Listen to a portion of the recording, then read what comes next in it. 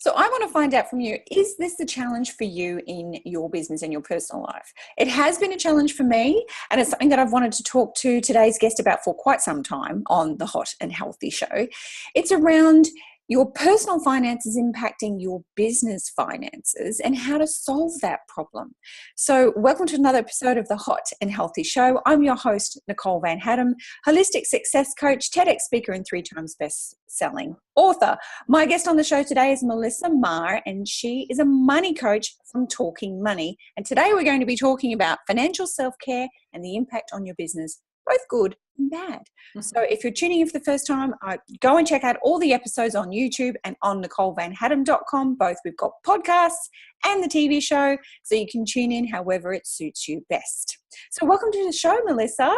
Thank you. Thank you for having me. Oh, it's my pleasure. I couldn't wait to get you on because you and I have had so many conversations around the challenges around being small business owners, particularly women in small business, and trying to do all the money juggle side of things. Now, I know that you're very passionate about helping women sort out their personal finances so they can be more sustainable in business. How do you help them do that? I think I go through quite a process, both tangible and intangible, around their finances and their financial situations. So what I'm talking about predominantly today is the personal finances, but this can be really, it's exactly the same in our business as well. I've had lots of clients that I've worked on their personal finances, but they've gone and used the strategies for their business as well. So it's kind of both. So I guess I know my strategy is really gaining that clarity and awareness, because I think when we're feeling under a bit of financial pressure and not knowing where we are going and what we're doing, is sticking our head in the mud and being in that vagueness and avoidance is just like our go-to persona. And as I was saying, I was talking to a client about this yesterday who's just starting her own business, and I said, because we're working on exactly this for her, the problem is, and this is the catch-22, the fear of the unknown, the fear of not knowing is much, much, much huger than the fear of actually knowing, because oh my gosh, right. It's just, it's crazy, but we're just shooting ourselves in the foot because we're spending all this time being, fearful and pushing, being in vagueness and avoidance and stuff like that, which is what's causing the fear. That if we just unwrapped it all and actually looked at it, it's, it might not be great, it might not be fantastic or where we want to be, but at least we know where we are and we have a starting point. And that is in itself is hugely empowering, because the best map in the world is no good if you don't know where you are. So let's talk about the vagueness and avoidance. Why are we doing that? It's our ego trying to keep us small. It's coming from we don't want to know about it, because then we don't actually have to go and look at it, which once again is causing the fear and the flow and effect. But if we don't know about it, then we don't have to look at it and address it and put our big girl pants on and have a look at what's pulling the Band-Aid off and actually seeing what's there. So how would you encourage people to get around it, get over it, put their big girl pants on, for want of a different expression to use, and just say, I have to face this. I have to look in the dark. I have to see where the scary monsters are so that I can look them in the eye and evict them from the cupboard. So what are some simple ways that we can avoid avoiding? Yes. Okay. So it's having that realization or that understanding. If you keep doing the same thing over and over again, you're going to keep getting the same result. So I guess it sounds so simple, but we do it. We go through our whole lives doing that. So the first thing is to really know your numbers, like absolutely know your numbers, because I can tell you right now from personal experience and working with all my clients, numbers don't lie, and also knowledge is power. And I love that. Money loves clarity. What do you mean by that? Well, money loves clarity. So once you actually get this all out there and get it down on paper and really understand what's in your money pot by going through, we can talk about, going through the process that I go through with people. You cannot help than you were before. You can't go back to where you were before because you've got this power, this knowledge, this understanding. And, by going through and tracking your lifestyle spending, reviewing the fixed costs, understanding where all your money's moving around, it gives you, it empowers you, it gives you power, and because you've got that clarity, and that knowledge is power. I love it. I love it. And so it's really fantastic. So what I do with that is go through a process with people of understanding their money pot. So go through and look at their lifestyle spending, track your lifestyle spendings. We'll see where that lifestyle leakage is happening, because we can really kid ourselves. And that's the other thing. Our mind can play, and it's it's our ego burbling up and our money stories and stuff like that. But our mind can play these amazing tricks of whether we can afford things or not, and strategically forget about the bills we've got to pay if something bright and shiny comes up that we want. So by having that clarity and having it down on paper, it just gives us those options of what to do with our money. So tracking our lifestyle spending, however people want to do that on a daily basis. Reviewing your fixed costs to understand, what you've got, what your outgoings actually are, and making sure that your bank accounts are all, smooth out your bill cycles, and all your bank accounts are helping you to manage your money, not hindering you to manage your money.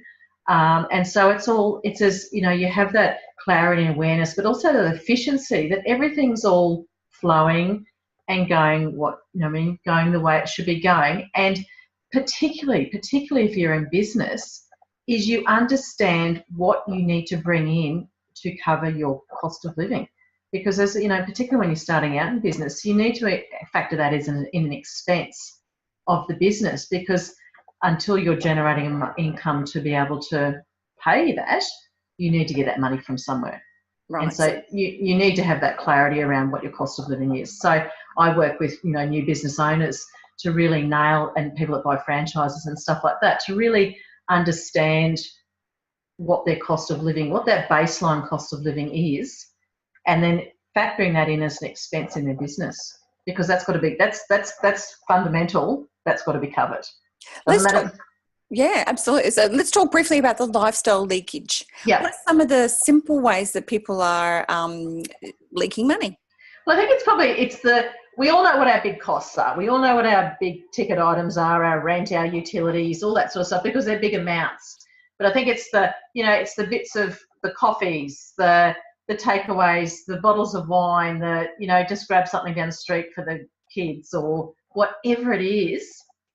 They're all little bits and pieces. But when I've tracked my spending, and I sit down at the end of the week and I look at the different areas of where I've spent my money, when I was looking, it was just like, I was horrified of what I spent on stuff you don't even realise you're spending your money on. So, and it's not saying that's right or wrong or good or bad. If you want to spend your money on, that's great. But if you want to be utilising that money for something else, you need to understand where your money is going now. And also, if you're not happy with how much you're spending on that stuff and you want to do something about it, then once again, that knowledge is power. You've got the power to understand what is being spent in that area. So it's not about coming with a big stick and saying, you shouldn't be spending this much money on coffees or wine or whatever. It's not about that. It's just having that consciousness. I call it conscious spending habits, because that's what you get from doing this. It's just being conscious around what you're spending, and then basically making conscious buying decisions around where you want to spend that money. I love it. Yeah. I love it. So it could be something. Yeah. It could be something really simple that you had no idea is actually accumulating. So, $3.50, $4 for a coffee, and you're doing that every day with a muffin. That's $7. $7 is 35. Watch my math. $35 in a 5-day work week. Yeah. Over a year. It adds up. Oh. That could be a holiday. Wow. Yeah. And look, one of the huge things that people have done, people give up smoking and actually put the money away that they spend on cigarettes. They're expensive now. And what they have at the end of the year is quite unbelievable. The amount of, I mean, I've heard these amazing stories of what people have bought, but, you know, gone away on holidays, and I'm not talking about just a weekend away, but like, you know, I mean, like really big ticket things, because they were putting the money away that they were spending just completely mindlessly. And I suppose this is, you know, it's this mindlessness around spending, that we just do it and we go on autopilot. We're creatures of habit. We just go and do it. And do we actually even really want to be spending our money on this stuff? We do it because we did it yesterday. We do it because we did it the day before, last week, last year. But it's about really, I guess, being in the moment and being aware and of what we're doing and understanding, and also then understanding where that's coming from. Awesome. And so what are some other things? I mean, some things that people might be tracking their spending and being aware of it. Right. You know, the little coffees, they've worked those where are some other areas that they might be just leaking money without having realised it? People, like a lot of direct debits. Like, I mean, when you review your fixed costs and stuff like that, a lot of direct people have got have signed up to things that are coming off their credit cards, memberships that they're not using, like you know, reviewing their insurances to make sure that they've got the right cover in place, you know, all those sorts of things. It takes a bit of time, but it's sort of, I know some of my clients make a bit of a game of it. It's like a challenge. It's like a challenge how much money they can save from their fixed costs. And it's like little fish are sweet. Like it's not, you know, you don't have to go and set the world on fire with this, but it's just making sure, once again, you've got that awareness of where your money is going. So it's about, you know, tracking your spending and reviewing your fixed costs and making sure that you know where your money's going. And once again, are you happy that that's where it's going? So the amount of money we've of my clients, you know, just by doing going through the exercise and working out this stuff with their fixed costs and stuff is it's saved them hundreds of dollars. I can see how it would add up. I was speaking to a girlfriend, and her babies are grown up. I mean, they're not babies anymore. They're young, the young small people. And she was saying that she had subscribed, I think 3 years before, with the last baby, to a pregnancy support group, and it was costing, I don't know, let's say $5 a week. Yeah. But she hadn't used it in 3 years. So $5 a week, 52 weeks a year, times 3 adds up. And she had no idea. Does. Until I raised it with her. She's like, oh my gosh, that's quite a bit of money. I could have done this with that. Yeah. Right. Yep. And like, I mean, so just another example of that with private health insurance. If you finished having babies, ring your private health insurer and get obstetrics taken off it, because it significantly reduces your premium. Oh wow, that's a great tip. If you finish having babies, ring them up and say, I don't need that cover. I don't need that portion of cover anymore. So it's, you know, it's just a phone call. Love it. I love it. So how often should people review things such as insurances? Probably every 12 months. I think either every 12 months or when your circumstances change. I think that's probably an important thing. If you take on more debt, or if you,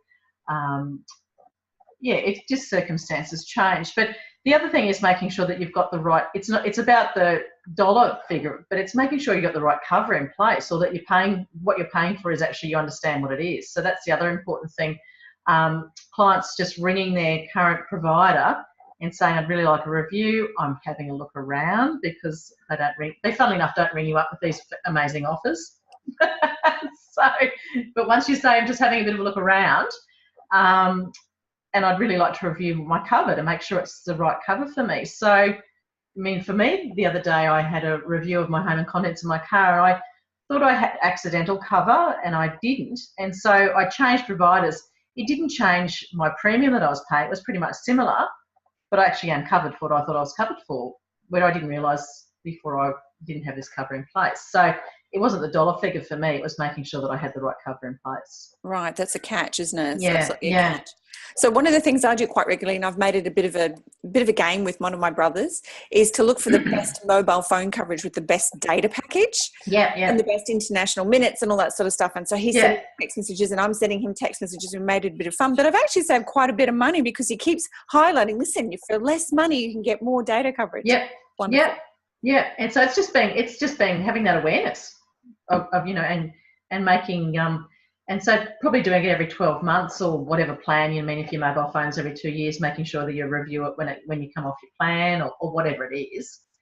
But it's being proactive instead of reactive, I guess. That's probably our money is a finite resource. It's a critical resource that we have to craft the life and live the life that we want for ourselves. Yeah, it's not to be feared, and it's not to allow it to control us or anything like that. It is simply a tool, a vehicle, a form of energy that we can use to create and enjoy our lives the way we want to. I was just about to say that. I mean, it's a bit out there, but money actually doesn't. Money's just energy. It's just a way that we don't trade cows or sheep anymore. We use money. It's a way we barter.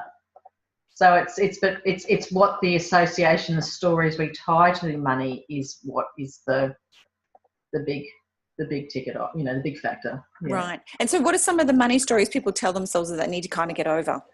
Well, I think the money story is really interesting, and this is a big part of what I do, especially with women. A lot of women I come across, they go, "Oh, look, I'm all good with my money, my figures, laser sharp with my budget, cash flow and that sort of stuff."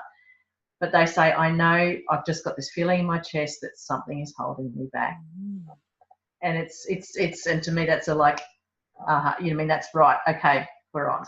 So it's about. My belief is that our money story, our relationship with money, our self-worth, I'll go back a step, our self-worth is very much tied up in our relationship with, it comes out in our relationship with money and our motivations and behaviours around money. And also it's tied to our relationships in general, and those two are inextricably tied as well, that there's a huge connection around there, and it all comes back around to our self-worth, our self-belief. A lot of terms being used at the moment. Are we enough? Am I enough?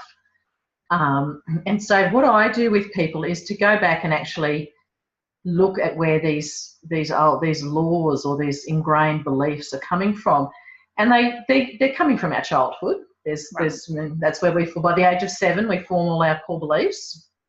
Now this doesn't mean you have to go back and do intensive therapy or uncover a huge trauma that you've experienced. It's about understanding how money was spoken about or not spoken about, or how money was talked about when you're a little person, and understanding the things that you've brought in as a filter, as no filter. You're this little sponge when you're in theta brainwaves, and the thing is that those beliefs are completely running the show for us now. And so it's really uncovering where they're coming from and how they are showing up in our lives now. And the magic happens every time I do this with people. It's quite amazing. And it's just one little thing. It'll just come up in a discussion through talking, from me providing this space for them to actually look at this and talk about it. And it'll be just something that comes up, and I'll just go, can you tell me a little bit more about that? So it's not even a direct question. It's just something that's from going through this money story program that I do with women and with people, women and couples. It's and then it's showing that connection of that old law or that old belief and how that's showing up in our lives today. And so if somebody does identify that they have a belief from their childhood, their money story that's holding them back or is maybe making them work harder at something to achieve a result where it could have been more in flow, it could be easier. How do you help them get around that, change their money story? So you need to, once you address them, once you understand where it's coming from, the first thing is to challenge these beliefs, whether they're even true, because a lot of them aren't even true. Someone might have looked at you the wrong way when you were 5. It's not. So they're not, or it might have been true when you were 5, but it's definitely not true now. It's not true where you are in your life now, but it's still impacting you now. So it's challenging whether they're even true. Challenging, obviously, when we're talking about limiting beliefs, are they serving you? How are they serving you in your life, or are you a servant to them?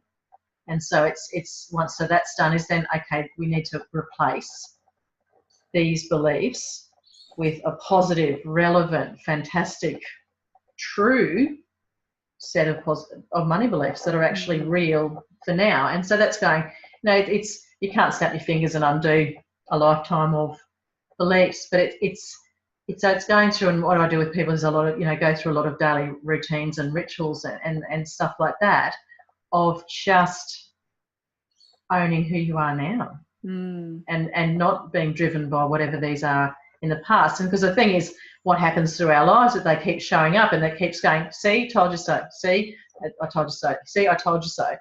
And so it's about, if you can replace these with the new ones, then those old stories can be replaced as well, and take a lot of the heat out of stuff, that's because most of these experiences aren't great, but it can take a lot of heat out of those experiences and allow people to, forgiveness and whatever is going on. And it's for them, not for the other external people, it's for them to be able to sort of step into their power or take their power back and really own their own power and not give it away because of these stories or these beliefs or laws that are running our show. And so in terms of, I can definitely see how, making sure that you're more financially aware, more fiscally savvy in your private life is definitely going to help you to be asking different questions and having different awareness in your business as well. Yeah, absolutely. And the money story, absolutely connected to how it shows up in your business. Is there anything else that you would say, around the financial self-care and its impact on business success? I think it's. I know for myself personally, it's sort of I've had little gifts along the way in my life and stuff like that, but my huge last one was actually starting my own business and having to really, because obviously when you're the service and the product as a coach in your business, your self-value and your self-worth is completely, you had your head smashed into it. So that for me was actually having to look at how I value myself as a business, with me being a business, actually how I value myself. So that is absolutely, you can have the best website, the best marketing strategy, the best whatever social media, but if you don't believe it yourself, it ain't going to happen. And so I think probably the fundamental thing around this money story is seeing how that's showing up in your business, because it will definitely be showing up how you value yourself in your business. So either that's, how you charge, or whatever frequency you're giving out and stuff like that. But it will definitely be showing up in the success of your business. Or it'll be holding you back, the success of your business. I know for myself, self-doubt has been it's a continual thing that I need to work on myself, because if that doubt's there, I can't even look forward at goals or visions or that sort of stuff, because I actually fundamentally don't believe that can happen. So it's an internal. So you're eternally sort of being pulled to the darkness, and you need to keep going up to the light, because we've got this negativity bias. So we're continually sort of, going against that. But it's if you've got that awareness, you can actually work. You can do that, and you can put in place these daily routines and rituals, and whatever that is. It's different for everyone, but it's like flexing a muscle. You just keep doing it and keep doing it and keep doing it until one day those beliefs are gone. Those old, and you've because you've been focusing on this other, on the light and the positive and the relevant, and that's it. That's who you are, and that's actually reflective of who you actually are. And you've completely taken back your power. I love it. The daily habits to overcome the negativity bias. Yeah. And you know what? There is so much influence around us on social media, magazines, every form of possible media, even conversations in communities around the lack of money, the lack of abundance. But we all want fancy cars, we all want fancy houses, we all want fancy holidays. Do we actually? If we just got quiet and worked out, well, actually, what do I want? I mean, I spent a lot of time in the Middle East, where it was very materialistic in the Gulf region. Most people were there because they needed to work in another country to send money home to countries where there was very challenging economic environments and work. But we were there for the adventure and for the career enhancement and for different opportunities. And I could see so many people getting bombarded with a sense of lack, of not good enough, unless you have this car, this house, this watch. You're dining at these restaurants, you're wearing those branded clothes. Yeah. And it's soul destroying. Yeah, yeah. And I think there's this huge thing that I see, and I saw this, which is one of, I guess, the fun, well, is one of the big reasons I started my business, is that when I was financial planning, I stopped regularly. All my career has been in finance. But you'd talk to these people that were, they could be self-employed or employed. It didn't really matter, but they were very, very good at what they did. They were very successful and very good at what they did.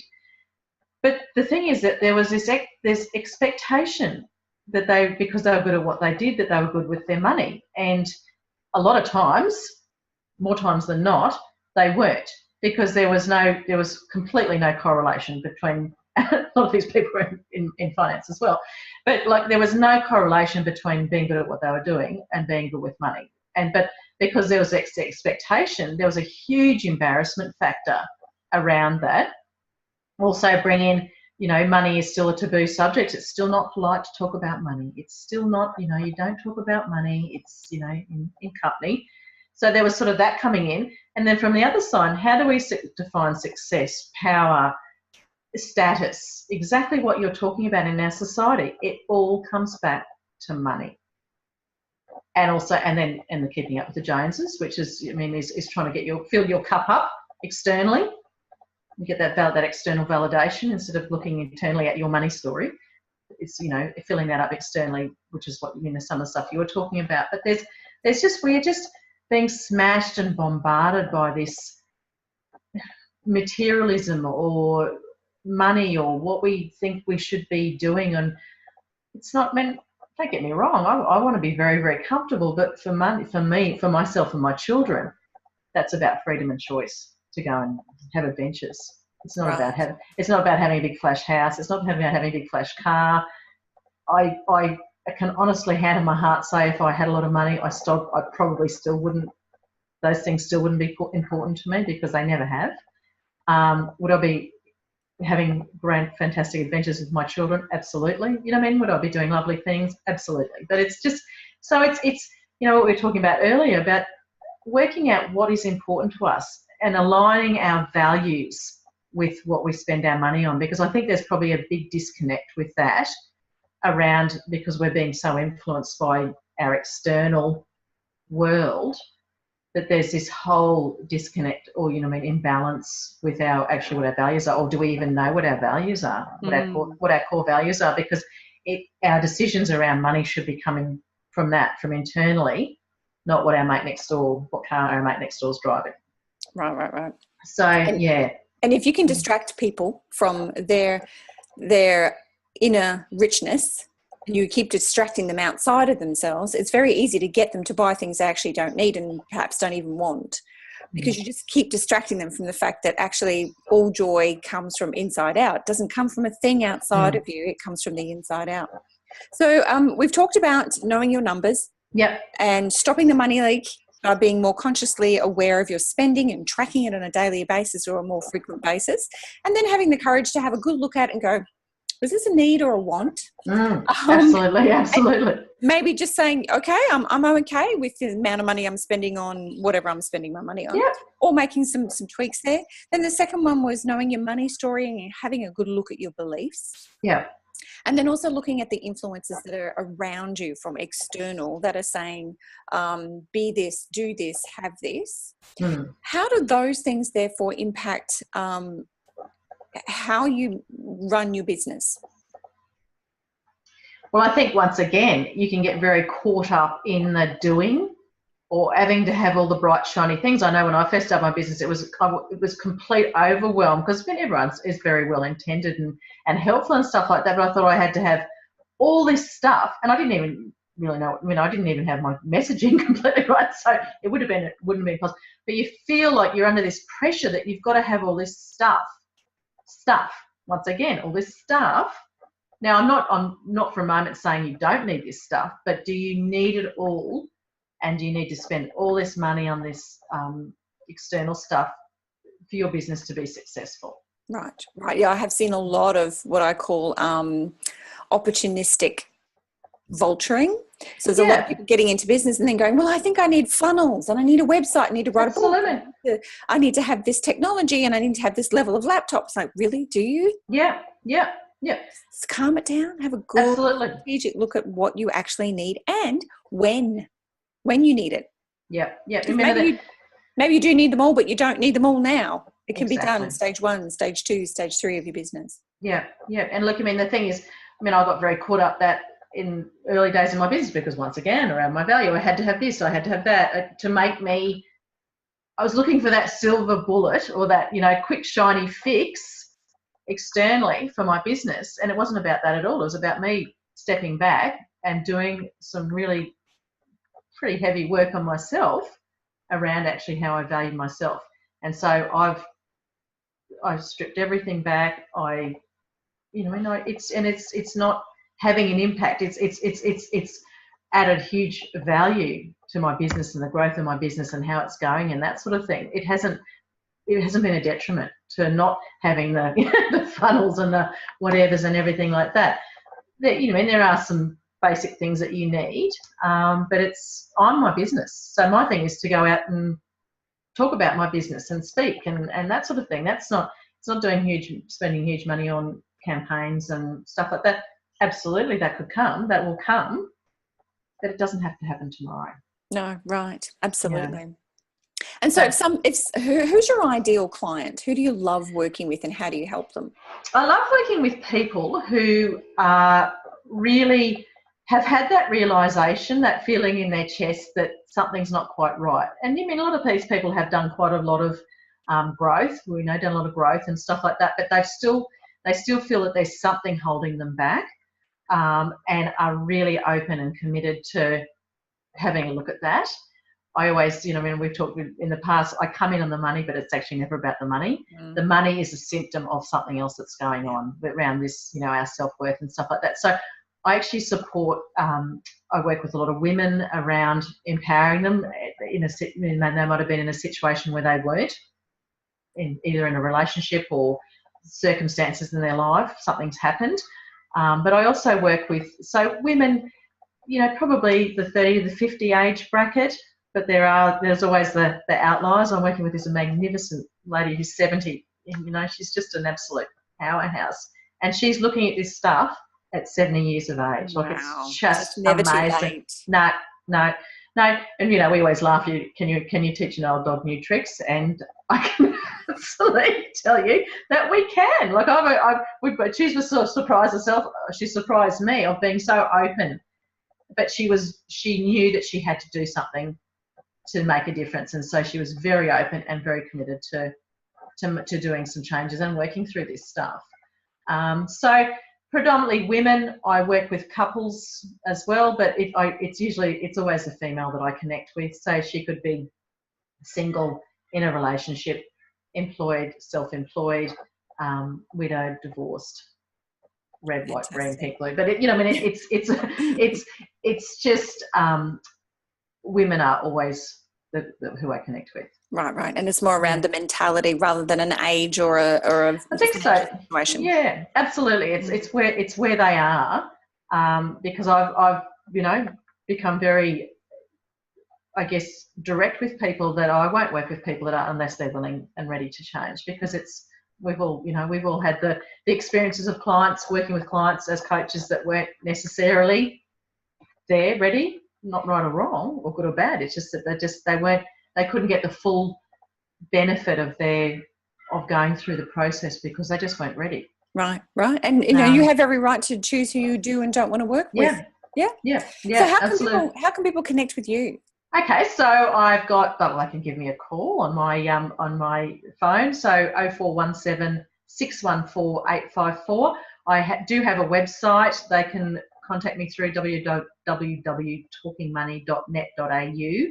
I'm on Facebook, so you can find me on Facebook under Talking Money and send me a message or whatever, and my email address is melissa@talkingmoney.net.au. So perfect. Always really, really happy to just sit down and have a chat, have a cup of coffee or have a chat, or as depending on where you are. But just just to have a chat of where you're at and Yeah. see if we can make it a bit better. I love it. I love it. Thank you so much for being a guest on the Hot and Healthy Show. That's all right. Thank you for having me. And for all of the people watching this, either listening to it on the podcast or watching it on the TV show, thank you so much for joining in. Make sure that you're sharing this with as many people as you can, because Melissa's amazing. And these are important conversations. These are courageous conversations that aren't being had, that need to be had in order for women to really thrive in their business lives. And, if we're having the conversation, that's a great beginning. But I do encourage you to reach out to people like Melissa.